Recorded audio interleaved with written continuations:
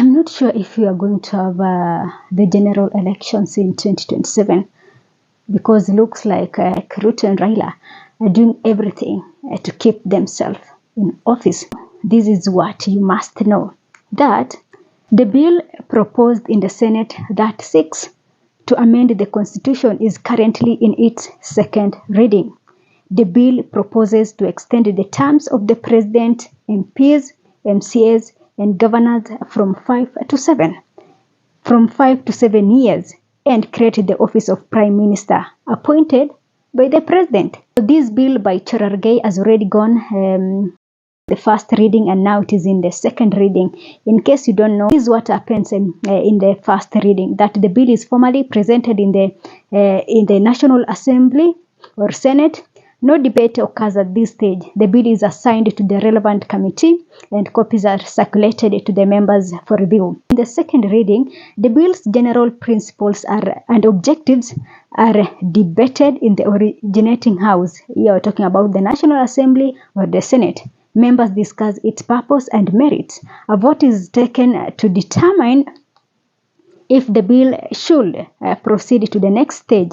If rejected, the bill may be sent back for redrafting or abandoned. See, this is where the bill is at the moment, the second reading stage. So the discussion around extending politicians' term of office has been around. This is not the first time we are hearing about this. This, I think, is the third time. Remember, there was that MP from Northeastern who was proposing that the president we should scrap the term limits and go for president should serve until he is 73 years of age, something like that. Now, and then later Cherargei proposes this thing in 2024, saying that 5 years is not enough for a president to do something impactful, and that the president needs more time to work. So now the bill is in the Senate and it is being discussed. So this is something that we must now understand about our politicians, that they don't have intentions to work for us. They are doing all what it takes to ensure that they remain in those offices. They are not ready to go, and this is something that gives me worries as far as the 2027 elections are concerned.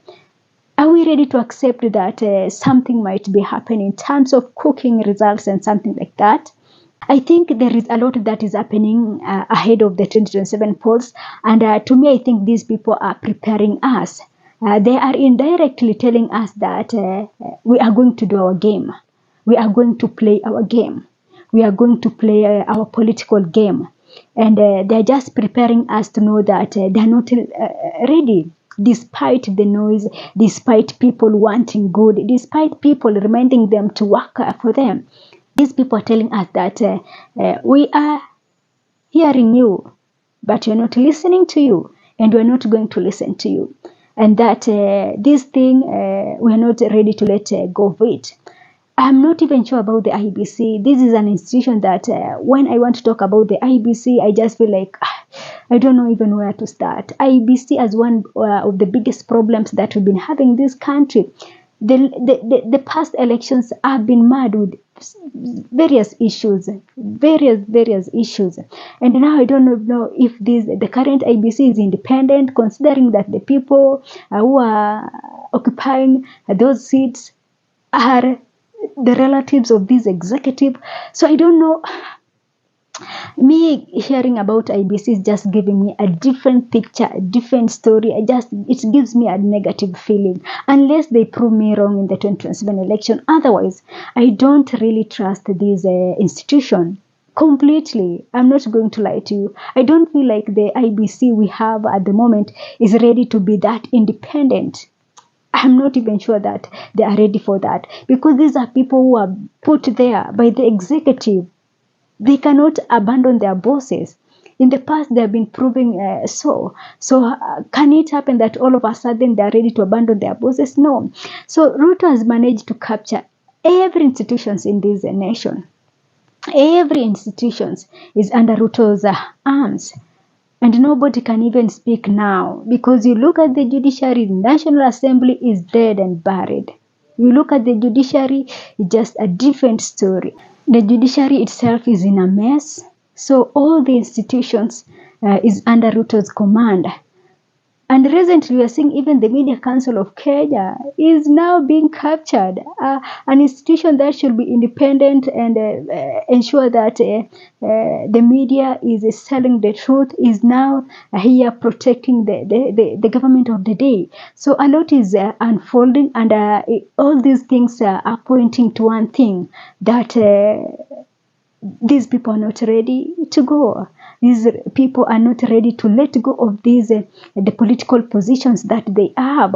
Why should we have a prime minister office in the first place? For what reasons? For what purpose? What is the prime minister going to do to Kenyans? What is the prime minister going to do to help Kenyans in terms of social, economic,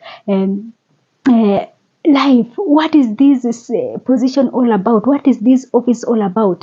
Just creating an office for someone to be getting salary at the end of the month? Come on. If you must have a prime minister office, this must be an elected person. This must be someone who is elected, not appointed by the president. Because if he is going to be appointed by the president, then he's going to be he or she is going to be the mouthpiece of the president. Because he cannot abandon his boss. He cannot do so. So I think, to me, all this is pointing to one thing, that somehow we must prepare ourselves. I don't know what we're going to do, but I think that it is now proving that getting these people out, we must be ready to sacrifice a lot of things. We must be ready to sacrifice a lot of things. Because it looks like even the election itself is not going to solve this problem.